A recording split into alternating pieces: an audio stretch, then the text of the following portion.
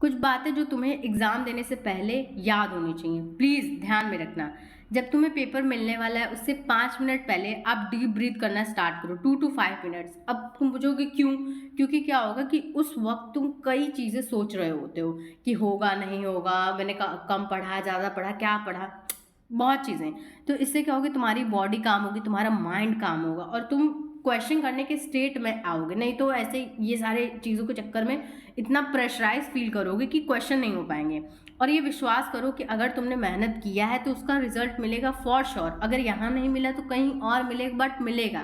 Trust that hard work. ठीक है, अब क्या करना है, जब तुम्हें पेपर मिला तो सबसे पहले मुझे ऐसा लगता है कि किसी को भी पहले बायो से ही स्टार्ट करना चाहिए। ठीक है, बायो में या तो बॉटनी रीड करो या तो जूलॉजी रीड करो। ठीक है, रीड करो, रीड करते रहो और टिक करते रहो पेपर पे। ठीक है, अब मान लो पूरा क्वेश्चन तुम कर लिए उस सेक्शन का, मान लो बॉटनी का कर लिए, अब क्या करोगे, ओएमआर आपको फिल करना है।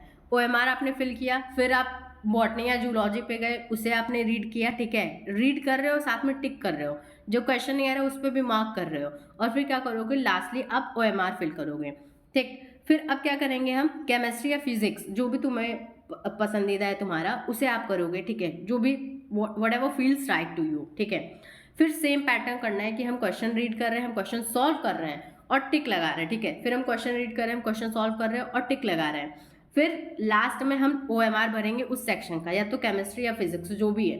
फिर हम फिजिक्स पे जाएंगे और इसी वे में करेंगे। अब डोंट लिंगर, यानी कि एक ही क्वेश्चन पे अटक नहीं जाना है। अगर नहीं आ रहा है तुम 20 सेकंड लो, खुद ही क्वेश्चन रीड करने में ही समझ में आ जाता है। और अगर लंबा क्वेश्चन है थोड़ा जल्दी से रीड करने की कोशिश किया करो, क्योंकि टाइम बहुत ज़्यादा जो जूलॉजी या बॉटनी होता है उसमें चला जाता है।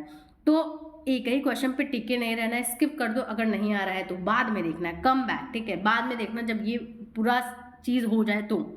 क्यों?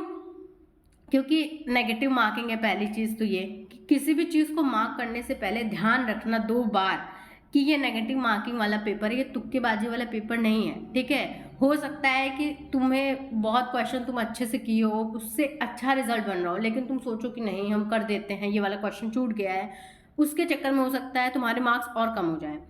हमेशा याद रखना, your efforts will never go to waste. अगर हुआ तो भी अच्छा, नहीं हुआ तो भी अच्छा। That is it for today. I hope तुम लोग अच्छा करोगे इन लाइफ, तुम अच्छा करोगे, पेपर में तो करोगे ही, और नहीं हुआ तो भी लाइफ में अच्छा करोगे। Thank you.